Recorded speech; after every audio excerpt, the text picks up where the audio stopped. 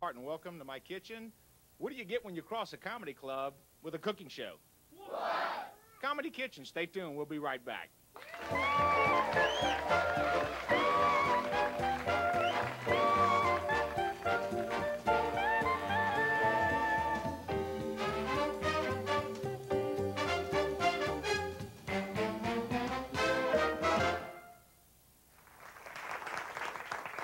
Hey everybody, welcome back to Comedy Kitchen. We have a great show in store for you today. We're going to be preparing a dish with shrimp and feta cheese. We'll be doing that in just a couple of minutes. And over at our Comedy Club stage, we'll have John Marks, a very funny gentleman, author of the book, Lost Quotes. It's in bookstores all over the country. Pick it up. I'm sure you guys will get a great laugh out of it.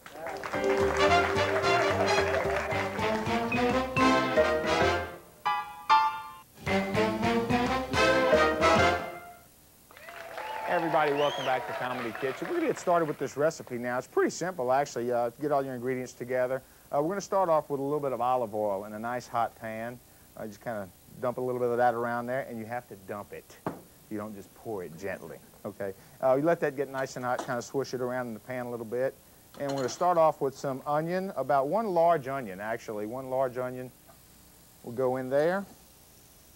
You're going to let this cook down for just a few minutes. You're going to also use a couple of green onions and a couple of nice-sized cloves of garlic. If you're Italian, 8 or 10 cloves of garlic will probably be good there. So we're going to let this kind of cook down a little bit. It's not going to take a long time. You want your onions, your white onions, to kind of get a little translucent there, basically. But you got to be careful because you don't want it to scorch the bottom of the pan.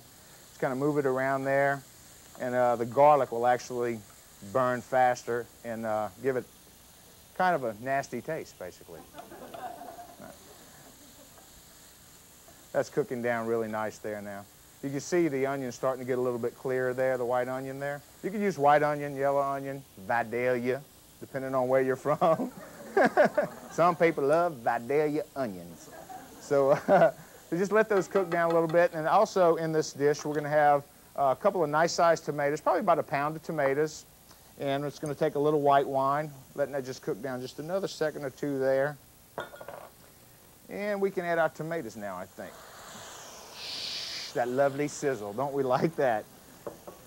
And the tomatoes, the liquid in the tomato juice is going to kind of come out. You can see the color starting to change there. That's working really nice. Smelling good? You guys smell that? You know, this is pretty impromptu. If you guys have any questions, feel free to holler them out. We don't mind. I'll share my recipe secrets with you. Actually, they're not my secrets. I don't know whose they are. We stole these recipes out of books. That's what we did. We just... That's cooking down really nice. Now, you can see it starting to bubble and starting to become kind of saucy. You're going to want to cook this down for probably about 10 to 12 minutes at a good high heat. Well, let it become a really nice sauce. And once the tomatoes start to cook down and form your sauce there, you'll add your white wine, which we have right here. Well... We'll get that little white wine in there. And it looks nice, it's starting to bubble up a little bit. That's really good. Does that smell good? You guys like the way that smells? Well, you're not going to get to taste any of it, so don't get excited then. Actually, we have lots for you guys to try afterwards. I don't say lots, a good bit. Everybody will get a taste after this is done. So we add the tomatoes in there, and next we're going to have the white wine. We did that. A couple of tablespoons of parsley, and that's with fresh parsley. Try not to use it. If all you have is dried, use a little bit more, probably 4 tablespoons. Also, fresh oregano. A couple of nice big sprigs of oregano there. Just chop them up fine and set them in there. Doesn't that look pretty? You like that? Come on, do you like it? There you go. It's a very pretty dish. That's what everybody says. It's a pretty dish. You see how that's starting to bubble up really good there and getting a little thicker and becoming a nice sauce? There we go. Now would be a good time to add your salt and pepper if you like, a little salt here, and fresh cracked pepper if you have it. If not, what you have in a can is fine. Cracked pepper here. Oh, this is starting to look good. My mouth's watering. I'm hungry. There you go. That's enough of that. And stir it around just a little bit more. Like I said, you're going to let this cook down for about 10 minutes. We don't have that much time right now to let this completely cook down.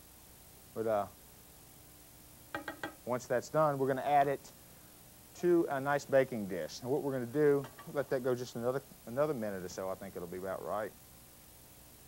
You're going to take half of this, what's in your pan, and you're going to add it to the bottom of this dish. That's about right. How's that look, okay? Huh, you like that? You can try this at home. It's really simple. The ingredients are, you know, it's not a lot of fancy ingredients. These are real easy recipes to cook. Let's get a little bit more in there. Just try to cover the bottom of the pan. And then this takes about 1 pound of shrimp, and this will feed 4, 5, 6, 1, depending on how much you like to eat. But we're going to go ahead and add some shrimp to the bottom of this pan now. Let me turn that down just a little. There we go. And you can layer your shrimp across the bottom of the pan there, however you like. Does it have to be neat? No, it doesn't have to be neat. Well, you might like it. Might be a neat person. So you might want your shrimp neatly placed into the pan one at a time, or you can just dump them in there like that. And just spread them out however you like it there. If you can, folks, use fresh shrimp. Don't buy shrimp that are pre-cooked. You want to make sure that they're deveined as well, because that will add a taste to your dish. So be sure, like I said, make sure your shrimp are cleaned and deveined well. Does that look okay there? You guys like that? Very nice. And then we're going to take a little feta cheese, fresh crumbled feta cheese, and we're going to sprinkle over this. I'm getting hungry. You getting hungry? Yeah, you are. You know it. You can't have any. This is for me and my friends. And once you get a little bit of feta cheese in the pan, you're going to want to add the rest of your sauce, which is cooked up very nicely. Now, this is actually really where you want the sauce when you start, about this consistency. We're going to add the rest of this sauce into this baking dish. Is that oven ready to go there? I think it is. Yeah, it's clean. And you'll spread that around. And you're going to add the remainder of your feta cheese on top of this.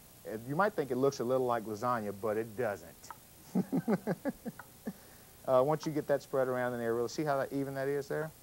Get that in there like that. And you can take the rest of the feta cheese that you have left. And actually, it's going to be about ½ a cup, I believe, of feta cheese.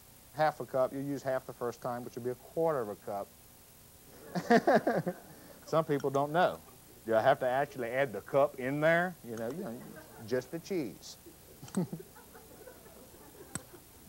And you put the rest of your feta cheese on top there, kind of spread it around, make it look pretty, because you want a pretty dish.